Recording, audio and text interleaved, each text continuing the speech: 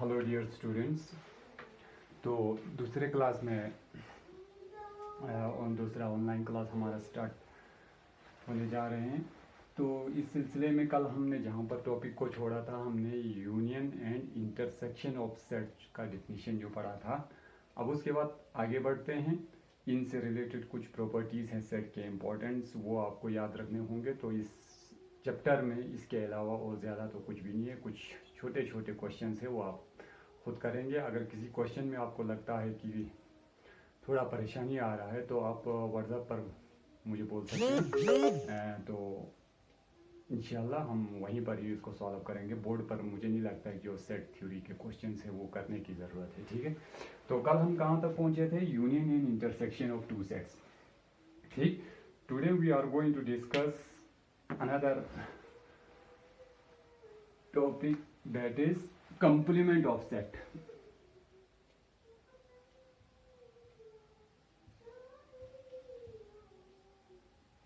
complement of a set, complement of a set। ठीक है, तो इस complement of a set में एक चीज तो हमने पढ़ के आया था, that is call it universal set। Universal set, तो यूनिवर्सल सेट वो सेट होता है जिसका बाकी कोई भी सेट हो, दूसरा सेट हो, वो इसका क्या होता है? सबसेट होता है। बाकी जितने भी सेट्स होते हैं वो इसका सबसेट होता है, that is the universal set. तो जब हम कंप्लीमेंट डिफाइन करेंगे तो वहां पर एक इंपॉर्टेंट रोल प्ले करता है ये यूनिवर्सल सेट। जब तक यूनिवर्सल सेट नहीं होगा हम जो है कंप्लीमेंट का जिक्र नहीं कर सकते हैं। तो अभी कंप्लीमेंट होता क्या है, तो इसका छोटा सा डिफिनीशन लिखेंगे हम। If A is any set, अगर ए कोई सेट दिया हुआ है, and U is the universal set, U is the universal set, then the set of all elements of U, all elements of U after removing the elements of A। तो कहने का मतलब ये हुआ कि अगर आपको कोई सेट दिया हुआ है, ए कोई भी सेट दिया हुआ है और यू जो है उसका यूनिवर्सल सेट है, तो कहते हैं अगर हम यू में से ए के जो एलिमेंट्स होंगे जो कि होना ही चाहिए क्योंकि ये तो सबसेट है यू का, तो ए के एलिमेंट्स तो मौजूद होंगे यू में। तो अगर यू में से हम ए के सारे एलिमेंट्स को हटा देंगे, रिमूव कर देंगे उनको, तो बाकी जो बचता है सेट, वो सेट जो है ए का, यहां पर याद रखना ए का कंप्लीमेंट कहते हैं, यू का नहीं, ए का कंप्लीमेंट कहते हैं। ठीक है, फॉर एग्जांपल अगर आपके पास ए सेट तो ये दिया था 1 2 3, for example first 3 natural numbers, और जो यूनिवर्सल सेट इसके लिए आपको होगा तो वो इससे बड़ा ही होगा, इसके बराबर भी हो सकता है या इससे बड़ा भी हो सकता है, क्योंकि आप इसको तो इसका सबसेट रहना है। तो 1 2 3 4 एंड 5, चलो इतना मानते हैं हम, इसको इसका यूनिवर्सल सेट मानते हैं because A is subset of. ठीक है, आप डिफिनीशन के हिसाब से इस यू में से अगर हम ए के एलिमेंट को रिमूव करते हैं तो जो बचता है तो उसको हम ए का कंप्लीमेंट कहते हैं। इसको डिनोट करने का एक तरीका है, ए के ऊपर हल्का सा डैश लगाएंगे और दूसरा है ए के ऊपर एक छोटा सा सी लिखेंगे। ठीक है, तो ए कंप्लीमेंट होगा यू में से ए के एलिमेंट्स को हटा देंगे तो बचता है आपको 4 और 5। तो ये जो सेट यहां पर निकल के आया, इस सेट को हम ए का कंप्लीमेंट कहेंगे, इस सेट को ए का कंप्लीमेंट कहेंगे। तो ये आपको याद रखना होगा जरूरी। ठीक है, उसके बाद एक दो डिफिनीशन और भी हैं, वो भी याद रख के जाएंगे आप।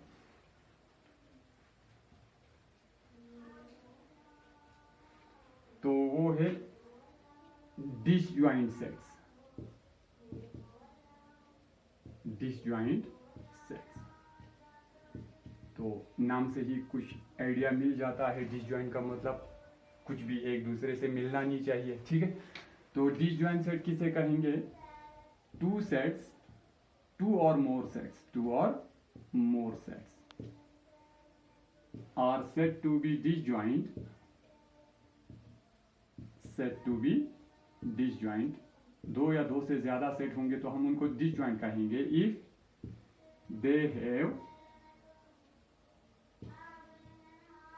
नो कॉमन एलिमेंट, कोई भी एलिमेंट उनमें कॉमन नहीं होना चाहिए। तो इस लफ्ज कॉमन के लिए तो हमने सेट में इंटरसेक्शन का इस्तेमाल किया था। तो कहने का मतलब ये हो गया कि अगर दो या दो से ज्यादा सेट आपको दिए हुए हैं तो अगर हम उनका इंटरसेक्शन करेंगे और उसमें कुछ भी ना आए, यानी वो खाली आए, एम्प्टी सेट आ जाए, तब हम उन सारे सेट्स को कहते हैं कि ये आपस में क्या है? डिसजॉइंट है, ठीक है। तो ये एक डेफिनेशन है आपके बुक में, इसको भी ख्याल रखेंगे। नाउ ए वेरी इंपॉर्टेंट तो पार्ट इसका सेट थ्योरी का जो कि आपको बिल्कुल ख्याल रखना है, आप इसको स्किप नहीं कर सकते हैं, that is laws of set operations, laws of set operations. अब सेट के ऊपर हमने तो दो ऑपरेशन करके आए हैं, ठीक है। एक था यूनियन और दूसरा था इंटरसेक्शन। तो उन्हीं से रिलेटेड इसके कुछ प्रॉपर्टीज हैं, कुछ लॉज हैं, तो वो बहुत ही इंपॉर्टेंट है, आपको ख्याल रखना है। पहला जो पहला प्रॉपर्टी है हमारे पास, दैट इज कम्यूटेटिव, जो कि याद होगा आपको, सेट ऑपरेशन इज कम्यूटेटिव, ये कम्यूटेटिव होता है। जिस तरह एडिशन में आपने कम्यूटेटिव किया था, मल्टीप्लिकेशन में कम्यूटेटिव ला किया था, वैसे ही सेट यहां पर गलत लिखा हमने, operation on sets, operation on sets is commutative, operation on set is commutative. तो मल्टीप्लिकेशन एडिशन में कम्यूटेटिव हमने करके आया था, बिल्कुल वैसा ही यहां पर भी कि अगर ए यूनियन बी है, ए और बी का यूनियन करेंगे, that is same as B union A, B union. और सेकंड जो ऑपरेशन था हमारे पास, ए इंटरसेक्शन बी जो है वो सेम होगा B intersection A. This is called it commutative law, ठीक है, commutative property of set operation. Second property है इसका एसोसिएटिव, ये नाम भी सुना होगा, एसोसिएटिव।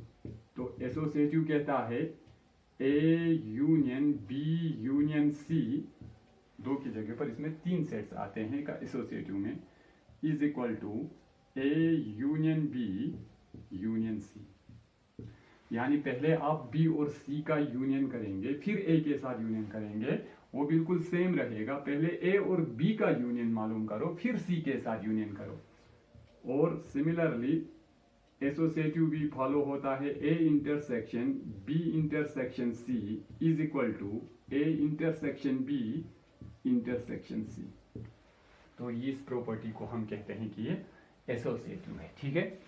तो उसके बाद नेक्स्ट जो प्रॉपर्टी आता है third, that is distributive property,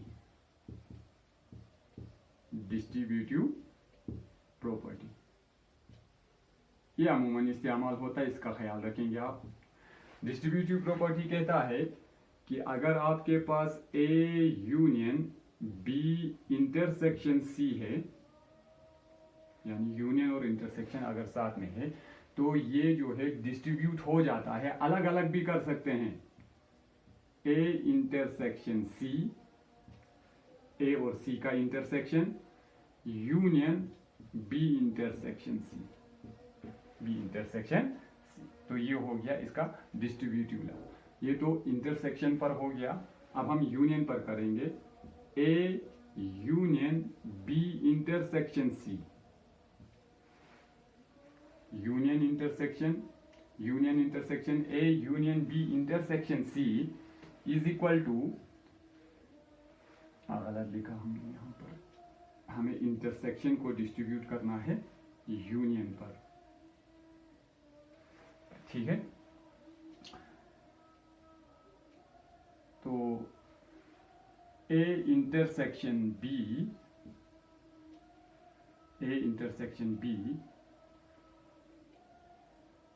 गलत हो गया यहाँ पर हमसे किसी जगह, A intersection A union B intersection C, यहाँ पर इसको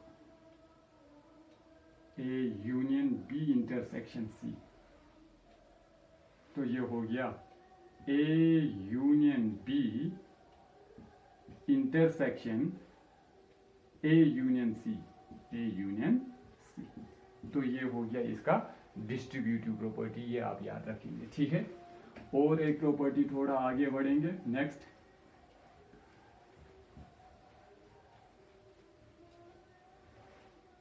हम प्रॉपर्टीज ऑफ सेट पढ़ रहे हैं, तो नेक्स्ट होता है फोर्थ प्रॉपर्टी हम पहुंचे, दैट इज आइडमपोर्टेंट लॉ।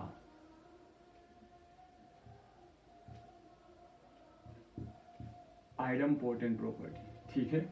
तो पहला आइडमपोर्टेंट प्रॉपर्टी कहता है कि अगर आप किसी भी सेट को उसी के साथ इंटरसेक्शन करेंगे, ठीक है, तो वही सेट आपको वापस मिलेगा। कॉमन सेंस की बात है, आप खुद सोच सकते हैं, अगर ए और ए जो है सेम सेट है, उसका इंटरसेक्शन तो वही एलिमेंट होंगे जो ए के ही होंगे।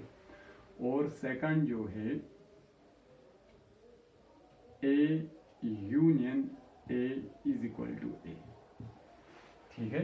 चाहे यूनियन हो चाहे इंटरसेक्शन हो, तो किसी भी एक सेट को अगर आप दो बार लेके इंटरसेक्शन करेंगे या यूनियन करेंगे तो आपको कोई नया सेट नहीं मिलेगा, बल्कि वही सेट वापस मिलेगा। This property is called it idempotent property, ठीक है। उसके बाद फिफ्थ जो आता है आइडेंटिटी प्रॉपर्टी या आइडेंटिटी लॉ, ठीक। तो अगर आपके पास कोई सेट दिया हुआ है ए, if A is any set,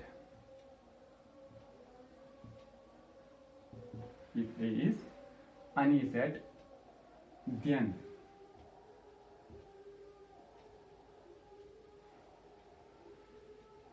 इसमें हम U को यूनिवर्सल मान लेंगे, and U is the universal set, U is the universal set, ठीक। अगर ए कोई सेट है और U जो है यूनिवर्सल सेट है, देन ये प्रॉपर्टीज फॉलोज हो जाते हैं। A union U, A union U is equal to U आएगा,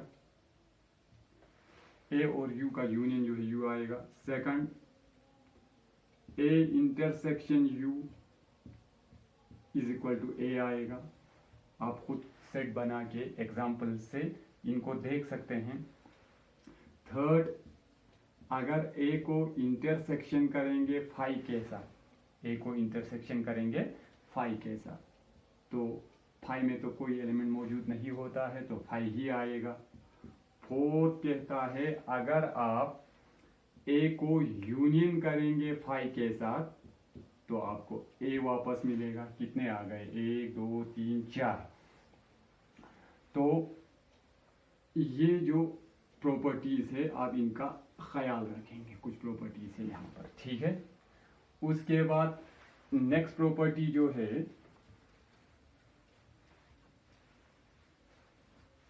a most important one, that is, कितने पहुंचे थे हम? 5, D Morgan's law. D Morgan's law, ठीक है। तो डी मॉर्गन लॉ कहता है कि अगर आपके पास कोई दो सेट है, ए और बी, कोई भी दो सेट है, तो पहला कहता है अगर आप ए यूनियन बी करेंगे, फिर उस नए सेट को कंप्लीमेंट करेंगे यूनिवर्सल सेट के साथ, तो आप इसको A complement intersection B complement. This is one of the important property of set theory. याद रखेंगे, प्रोबेबिलिटी में भी इस्तेमाल होता है और भी बहुत सारी जगह इसका इस्तेमाल होता है. डी मॉर्गन्स लॉ है ये. ए यूनियन बी कंप्लीमेंट अगर यहाँ पर होगा तो अलग अलग कंप्लीमेंट करेंगे मगर इस ऑपरेशन को चेंज करेंगे, यूनियन को कर देंगे इंटरसेक्शन. और सेकंड जो है ए इंटरसेक्शन बी कंप्लीमेंट अगर आपके पास है तो वो होगा A complement union B complement. A union complement into in B complement. ठीक है, तो इसको कहते हैं डी मॉर्गन्स लॉ. उसके बाद और एक प्रॉपर्टी पढ़ेंगे हम, that is complement loss. Complement loss.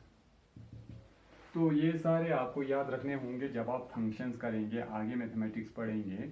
तो वहाँ पर दो बातें जो है अमूमन जो है इस्तेमाल होगा. एक होता है डोमेन, दूसरा होता है रेंज.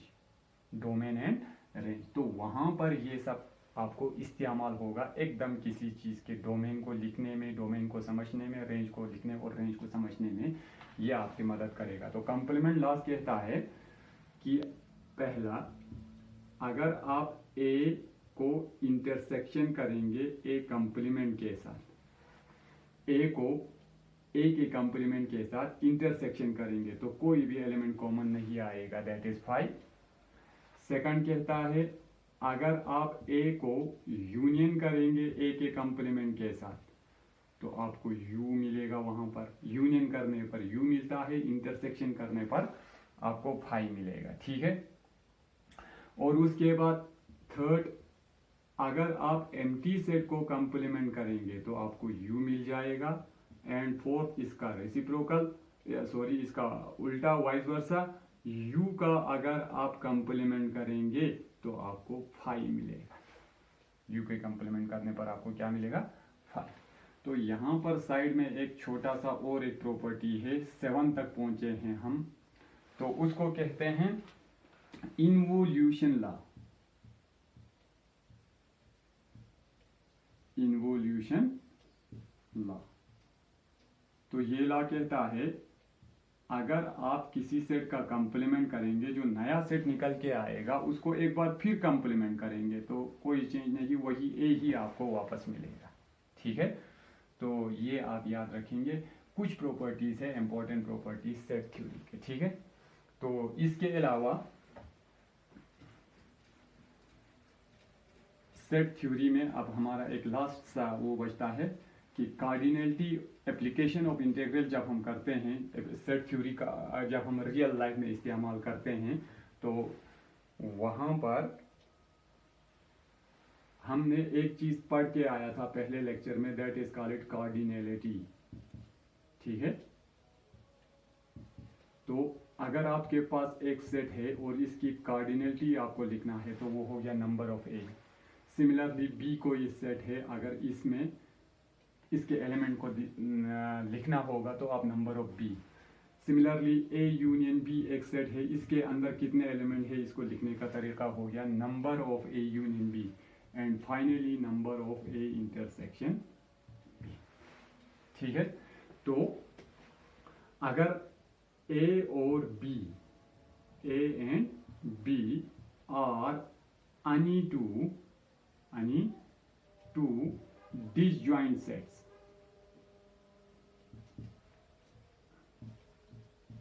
अगर ए और बी जो है दो सेट है जो कि आपस में डिसजॉइंट है, तब उस वक्त ए यूनियन बी का जो कार्डिनलिटी होगा या कार्डिनल नंबर होगा वो बराबर होगा number of A plus number of B. ये याद रखने वाली बात है, इसको इम्पोर्टेंट आप एप्लीकेशन ऑफ इंटीग्रल में जब ए और बी जो है आपस में डिसजॉइंट होगा तब number of A union B is equal to number of A plus number of B. ये पहला.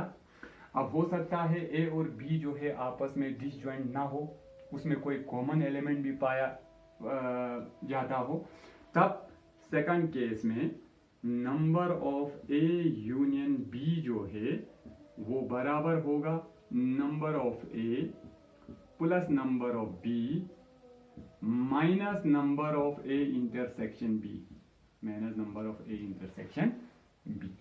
तो ये दो चीज़ें आप याद रखेंगे जब आप एप्लीकेशन ऑफ सेट थ्योरी करेंगे, तो वहाँ पर इन दोनों का इस्तेमाल होगा आपको, ठीक है। In case of disjoint sets, number of A union B is equal to number of A plus number of B. In case of non disjoint set, जब दोनों सेट आपस में डिसजॉइंट नहीं होगा, number of A union B is equal to number of A plus number of B minus number of A intersection B. Venn diagram पर भी दिखा सकते हैं आप, अगर आप वेन डायग्राम पर दिखाना चाहते हैं तो ये रहा ए और ये रहा बी। तो अगर आपको ए यूनियन बी लिखना होगा तो उसमें तो ए के भी सारे एलिमेंट आएंगे, बी के भी सारे एलिमेंट आएंगे। तो इसका मतलब हो गया ये सारे एलिमेंट आ गए ए के, ये अगर ए सेट है और ये बी सेट है, ये सारे एलिमेंट्स आ गए ए के, ये सारे एलिमेंट्स जो आ गए वो बी के हो गए, ये सारे एलिमेंट्स किसके, बी के। अब हमने तो कहा था कि एक सेट में एक एलिमेंट को दो बार लिखते नहीं है, लेकिन जब आपने बी के एलिमेंट्स लिखे तो ये जो पोर्शन के एलिमेंट्स बी में भी काउंट हो गए, और जब ए के एलिमेंट्स का है तो ए के लिए ये एलिमेंट्स ए में भी काउंट हो गए। तो हमें इसमें से इसको हटाना होगा। तो इंटरसेक्शन इस पार्ट को कहते हैं इंटरसेक्शन। तो इस एलिमेंट्स को जो ए और बी में कॉमन है उसको हटाना होगा, तो यहाँ पर। लेकिन इन केस अगर ए और बी जो है वो डिसजॉइंट होते, अलग अलग होते, तो ए के भी सारे एलिमेंट लिखने पड़ते, बी के भी सारे एलिमेंट लिखने पड़ते। तो ये हो गया ये दोनों केस। वेन डायग्राम से भी आप इसको समझ सकते हैं। तो इतना ही है आपके सेट थ्योरी में टोटल 11 क्लास के, इसी को याद रखेंगे। तो इंशाल्लाह नेक्स्ट क्लास में हम relation and function, that is the important topic, उसको डिस्कस करेंगे, थोड़ा डिटेल में पढ़ेंगे वो। लेकिन सेट थ्योरी को मैंने सिर्फ 2 क्लास में सीमित कर लिया, क्योंकि उतना मुश्किल नहीं कि आप सोचेंगे कि इसमें कोई खतरनाक सी बात है या कोई मुश्किल सी चीज़ है, ऐसा कुछ भी मुझे नज़र नहीं आया इसमें। तो इसलिए आप क्या करेंगे, इनको सरसरी नज़र देंगे, और बुक्स में जो छोटे छोटे क्वेश्चन पूछे गए हैं आपसे वो आप घर पर ही करेंगे। किसी जगह कोई परेशानी आता है तो आप मुझे पूछ सकते हैं। Okay, thank you very much.